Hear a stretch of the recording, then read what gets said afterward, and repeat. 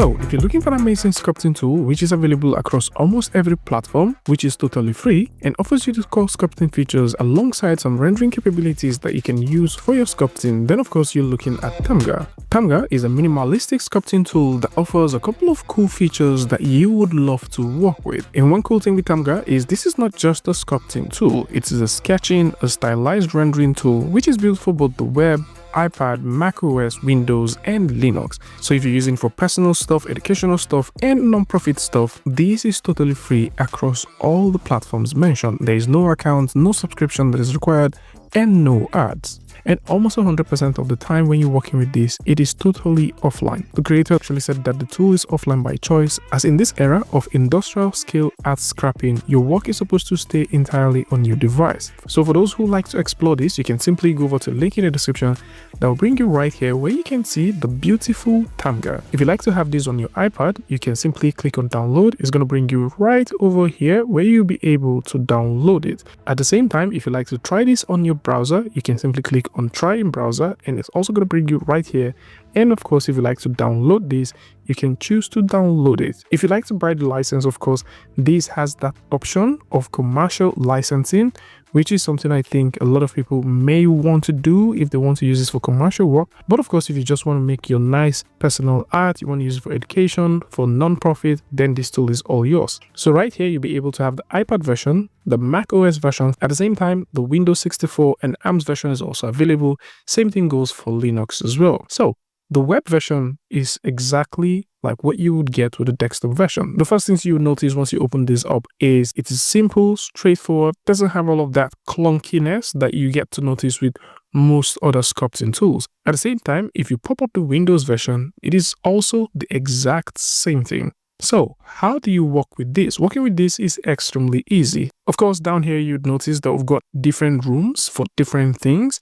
So by default, the form is where you get to make the forms, and the forms that you make with this kind of works like SDF/blob/meatballs. So you can proceed to select various objects and use them to create the form that you want. So in our case, what we're going to do is just make something pretty simple. And once we have this sorted, we can now explore various parts of the form workspace. So some of the things that you might want to know about the form workspace is this, that to any of the objects that you select, so in case we select the simple box, that this box that we've selected, we do have a symmetry as the symmetry is turned on. So you can actually use this to do some nice cool stuff. So for example, if you like to move this box around, the middle part moves it wherever you want. The work grid actually changes based on your very own view. So maybe we'd like this to be maybe somewhere like here. And if we like to rotate it, we can select any of these and use them as our rotational guides. You can also use this part to scale things down if you want. And this is basically how easy it is. And because this is working more like an SDF stylish stuff, this means that if you bring in anything and you simply move them around like so, you can also choose to make them union. And we can also choose to boolean that as either a subtraction or an intersection as well.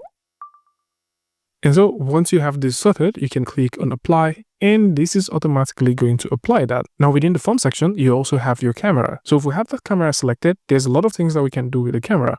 We can play with the distance from the camera. At the same time, we can also play with the focus as well. So depending on how we like the camera or the lens of the camera to actually be, we can play with that too. You also have chromatic aberration. The exposure is also there. Then we've got the contrast. We also have the saturation. We've got the depth. So in case you like to layer depth on your camera lens, you can do that.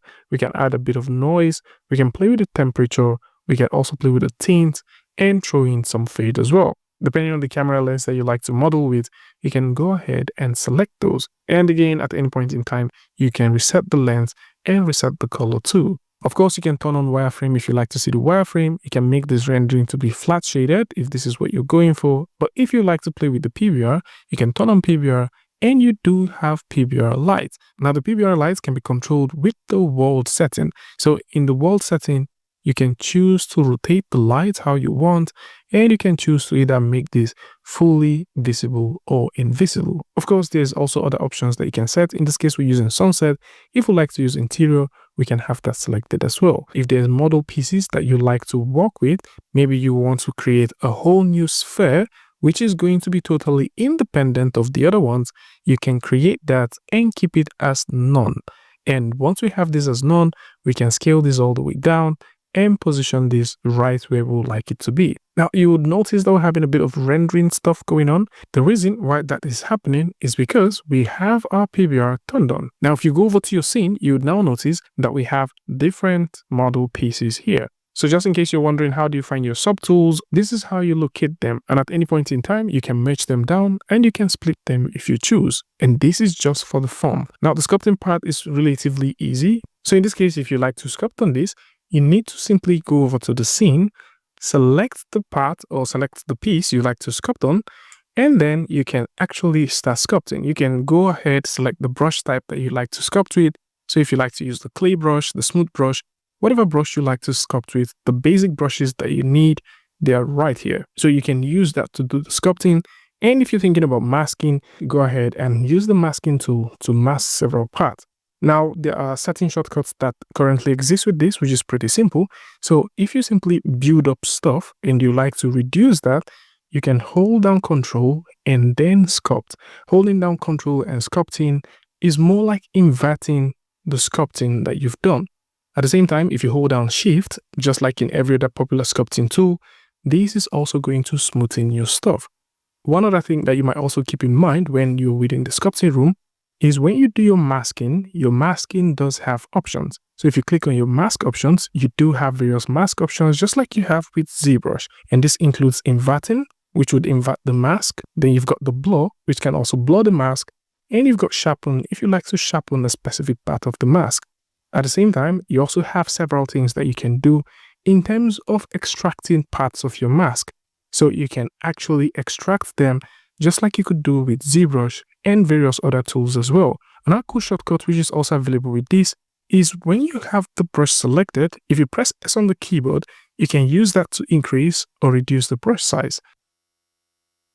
However, if you like to play with the brush intensity, you would need to simply go over to where you've got the power section on the right hand side of your screen and increase that. We've also got some cool stuff that includes remeshing, which can help remesh your sculpts and give you something a bit more lighter to work with. Then we'll also have decimate. By default, dynamic is turned on, and dynamic is more like Ding Topo that you have in Blender or more like Sculptris Pro that you have in ZBrush.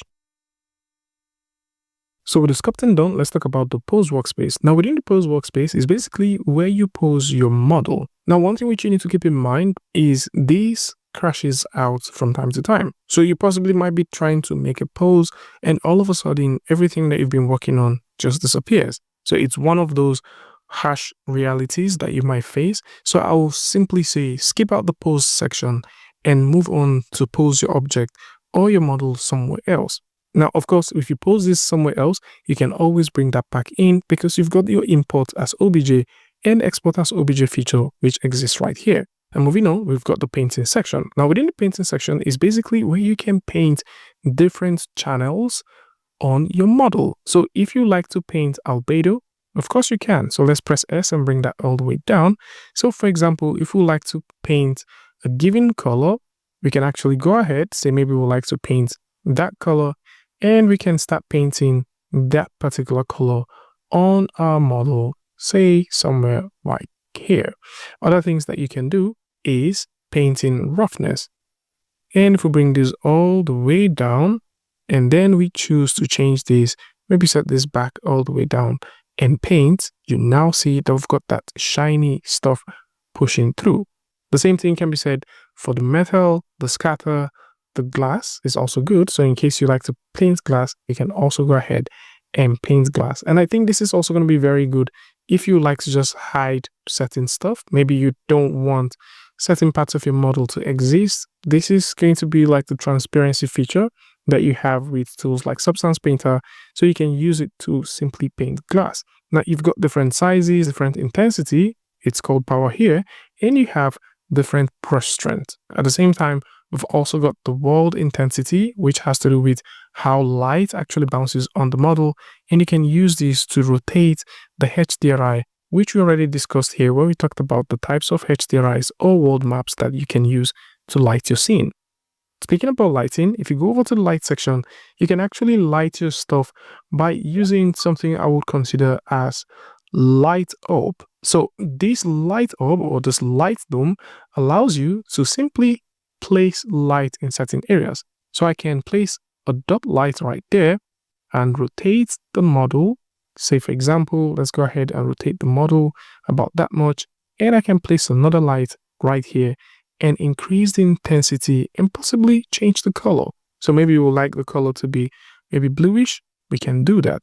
I'm also going to use this to rotate this maybe over to the back, and we can increase the intensity as well. By the way, you can use this to zoom, move, which is pan, and then rotate stuff. So we can also go over to this section, click to place a simple light point, and you can scale that light point if you want, and we can increase the intensity. The inking section has to do with you adding compositing like stuff to your piece. So maybe you like to add a little bit of ink stuff, maybe some shadows, some reflection. You like to turn on the paper feature, turn it off, and you like to walk your way across a few of these things. You do have these options. Now, there are certain things that you don't have with this one, which includes working with alphas. You don't really have that. You also don't really have working with VDMs. So there's no VDMs with this one, so you can't necessarily work with that. Then you can't necessarily insert stuff just like you could do with ZBrush. So in various instances, you might want to insert stuff. You don't have that feature. It is not here, but for what it is, as a simple tool that you can use to do your sculpt on the go or even do your sculpt offline, then Tamga is a very interesting tool that you might want to consider exploring. So this is it. For those who like to take a look at this, then you can simply go over to links in the description where you'll be able to download it or read more about the creator and the idea behind this. Tell me what you guys think about this one in the comment section, and until I see you guys in the next one, peace.